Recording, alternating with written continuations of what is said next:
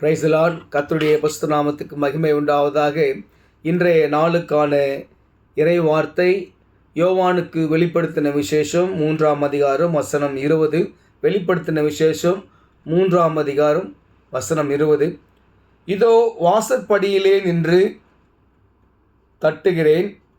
ஒருவன் என் சத்தத்தை கேட்டு கதவை திறந்தால் அவனிடத்தில் நான் பிரவேசித்து அவனோட போஜனம் பண்ணுவேன், அவனும் என்னோட கூட போஜனம் பண்ணுவான். எனக்கு அருமையானவர்களே, இந்த வார்த்தையானது ஆண்டவர் எதை குறித்து சொல்கிறார் என்றால் நம்முடைய இருதயத்தை குறித்து சொல்கிறார். உலக பிரகாரமாக கதவை திறந்தாலும் நம்ம கதவை நினச்சிக்கூடாது.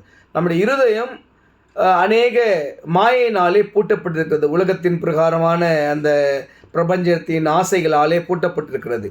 அப்படி நாம் பணத்தாசை கொண்டவர்களாக, பதவி ஆசை கொண்டவர்களாக, இல்லை பொருள் ஆசை கொண்டவர்களாக, இச்சிக்கிறவர்களாக நம்முடைய வாழ்க்கை இருக்கலாம்.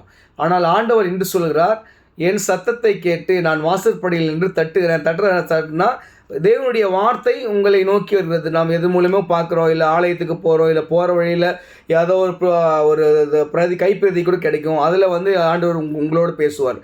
அதுதான் அவர் தட்டுகிற சத்தம். அந்த சத்தத்தை கேட்டு நம்முடைய இருதயத்தை நாம் திறந்தோம் என்று சொன்னால் அதற்குள்ளாக ஆண்டவர் பிரவேசிப்பார். ஆண்டவர் பிரவேசிக்கும் போது நம்முடைய வாழ்க்கை பூரணப்படும்.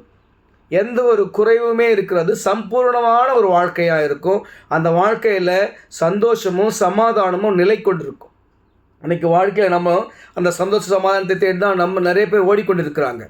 ஆனால் ஆண்டவர் சத்தத்தை கேட்டு நம்முடைய இருதயத்தின் கதவை நாம் திறந்தோம் என்று சொன்னால், உலக பிரகாரமாக நம்ம இருதயத்தில் என்னென்ன வைத்திருக்கிறோன்னு அவங்கவுங்களுக்கு தான் தெரியும். ஏன்னா இருதயம் மகா கிறுக்குள்ளதும் கேடு உள்ளதமாக இருக்குதான். அதனால் இந்த இருதயத்துக்குள்ளே நம்ம என்னென்ன வச்சுருக்கின்றது நம்மளுக்கு தான் தெரியும்.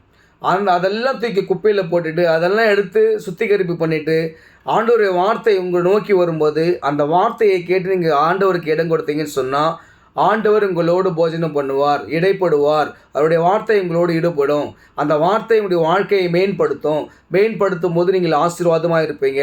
உங்கள் வாழ்க்கை மேல்மேலும் உயர்த்தப்படும். கண்டிப்பாக விசுவாசிங்க, ஆண்டவருடைய சத்தத்துக்கு கீழ்ப்படிங்க, உங்களுடைய இருதயத்தின் கதவை திறங்க, ஆண்டவர் உங்களுக்குள்ளாக பிரவேசிப்பார். நீங்களும் அவரோடு போஜனம் பண்ணுங்கள். கர்த்தர் உங்களை ஆசீர்வதிப்பாராக. ஆமென்.